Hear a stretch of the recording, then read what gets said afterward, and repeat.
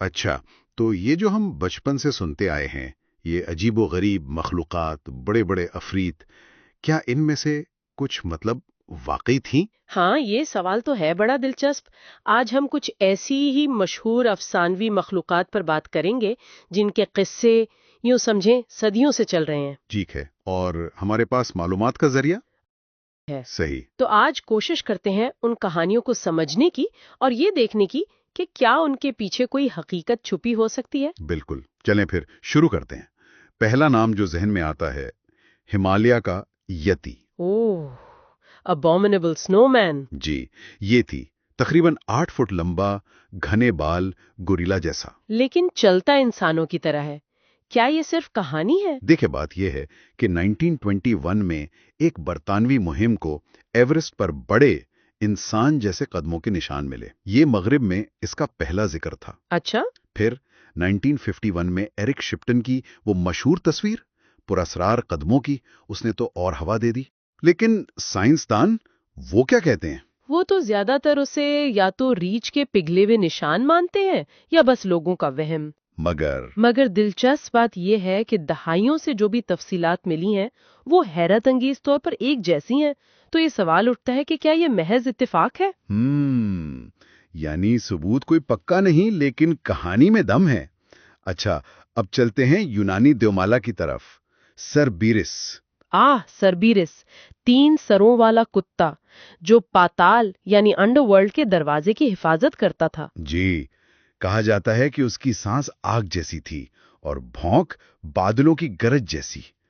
یہ تو بالکل ہی خیالی لگتا ہے نا؟ ہاں، لگتا تو ہے۔ ہومر اور ہیسیوڈ جیسے قدیم شاعروں نے 8ویں صدی قبل مسیح میں اس کا ذکر کیا ہے۔ تو یہ تو بہت پرانی بات ہوئی۔ جی، لیکن ایک عجیب بات سنیں۔ 2003 میں اٹلی کے قصبے لینیانو میں کچھ لوگوں نے دعویٰ کیا کہ انہوں نے پرانے قبرستان کے پاس ایک عجیب کئی سروں والی مخلوق دیکھی ہے۔ کیا مطلب؟ سربیرس؟ نہیں، وہ افسانوی سربرست تو شاید نہیں، لیکن دیکھیں، قدرت میں کبھی کبھی جینیاتی تبدیلی کی وجہ سے 2 سر والے جانور پیدا ہو جاتے ہیں۔ یہ حقیقت ہے۔ اچھا، یہ تو ہوتا ہے۔ تو ممکن ہے قدیم لوگوں نے ایسی کوئی چیز دیکھی ہو اور پھر تخیل نے اسے بڑھا چڑھا کر یہ 3 سروں والا محافظ بنا دیا ہو۔ یعنی یہ ایک طاقتور علامت زیادہ ہے، موت کی دنیا کا محافظ۔ بالکل۔ ٹھیک ہے، اب آتے ہیں پانی کی طرف۔ اسکاٹ لینڈ کی مشہور زمانہ لاک نیس جھیل اور نیسی۔ جی، لاک نیس مانسٹر، نیسی، کہا جاتا ہے کہ کوئی 10 میٹر لمبی گہری رنگت، لمبی گردن، جیسے ڈائنوسور اور سانپ کا ملاپ ہو۔ اس کا ذکر کب سے ہے؟ پہلا مبینہ ذکر تو بہت پرانا ہے، کوئی 565 عیسوی کا، لیکن اصل شہرت ملی 1933 کی ایک تصویر سے، سرجنز کی تصویر۔ ہاں، وہ بہت مشہور ہوئی تھی۔ بہت، حالانکہ بعد میں ثابت ہو گیا کہ وہ جعلی تھی۔ لیکن تب تک نیسی کا خیال لوگوں کے ذہنوں میں یوں سمجھے گھر کر چکا تھا۔ آج تک کوئی ٹھوس ثبوت نہیں ملا، بہت کوششیں ہوئیں، سونار سے بھی دیکھا گیا، مگر کچھ نہیں۔ تو پھر یہ کیا ہے؟ صرف ایک معمہ؟ ایک طرح سے ہاں، یہ اس گہری پر اسرار جھیل کی علامت بن گئی ہے، نامعلوم کا خوف اور تجسس۔ ٹھیک ہے، اگلی مخلوق ہے گرفن۔ یہ تو کافی جانی پہچانی لگتی ہے، شیر کا جسم اور عقاب کا سر اور پر۔ بالکل، یہ طاقت اور حفاظت کی علامت سمجھی جاتی تھی۔ یہ کہاں سے آئی؟ اس کا تصور قدیم مصر میں بھی ملتا ہے، 3 صدی قبل مسیح میں، پھر یونان اور روم میں بھی۔ وہاں اسے خزانوں اور مقدس مقامات کا محافظ سمجھا جاتا تھا۔ اور آج کل کی کہانیوں میں بھی ہے، جیسے ہیری پوٹر میں۔ جی ہاں۔ تو کیا یہ کبھی حقیقی تھی؟ سائنسی طور پر تو نہیں، لیکن ممکن ہے کہ قدیم لوگوں نے 2 بہت طاقتور جانوروں، شیر جو زمین کا بادشاہ ہے اور عقاب جو آسمان کا بادشاہ ہے، ان کی خصوصیات کو ملا کر ایک سپر مخلوق کا تصور بنایا ہو۔ سمجھ گیا۔ اچھا، اب ایک ذرا مختلف چیز، گریملن۔ ہاں، گریملن، چھوٹے شرارتی بھوت جو مشینوں میں خرابی پیدا کرتے ہیں۔ یہ تصور کب شروع ہوا؟ یہ زیادہ تر دوسری جنگ عظیم کے دوران شروع ہوا۔ برطانوی RAF کے پائلٹس نے یہ کہانیاں پھیلائیں جب ان کے جہازوں میں کوئی ان ایکسپلینڈ قسم کی خرابی ہوتی۔ تو وہ کہتے تھے یہ گریملنز کا کام ہے؟ بالکل، مذاق میں یا شاید جنگ کے دباؤ میں ایک طرح کی وضاحت کے طور پر۔ تفصیلات بھی ملتی جلتی بتاتے تھے، چھوٹے جسم، سبز یا سرمئی رنگ، بڑے کان، بڑی آنکھیں۔ تو یہ فوجی لوگ داستان بن گئی۔ جی، آج کل تو زیادہ تر فلموں میں نظر آتے ہیں، لیکن اب بھی ٹیکنالوجی کی نامعلوم خرابیوں کے لیے ایک استعارہ ہے۔ دلچسپ۔ اب ایک نام جو میں نے پہلے نہیں سنا، ایل گرینڈ ماہا۔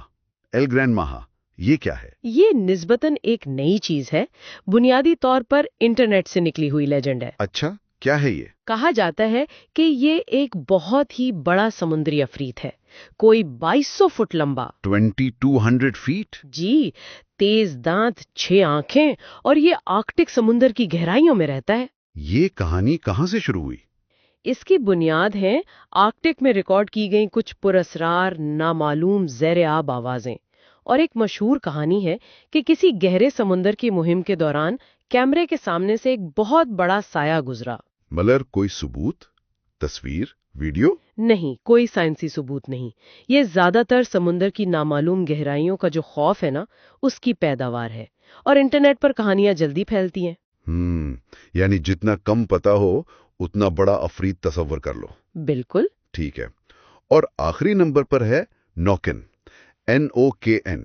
یہ کہاں سے ہے؟ یہ اسکینڈینیوین لوک کہانیوں سے ہے، پانی کا بھوت یا روح جو دریاؤں اور جھیلوں میں پایا جاتا ہے۔ یہ کیا کرتا ہے؟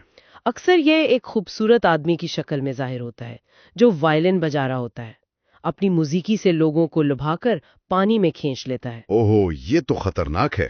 ہاں، اور یہ خوفناک شکلیں بھی اختیار کر سکتا ہے۔ اس کا ذکر قرون وسطیٰ کی تحریروں میں ملتا ہے، لیکن زبانی کہانیاں شاید اس سے بھی پرانی ہیں۔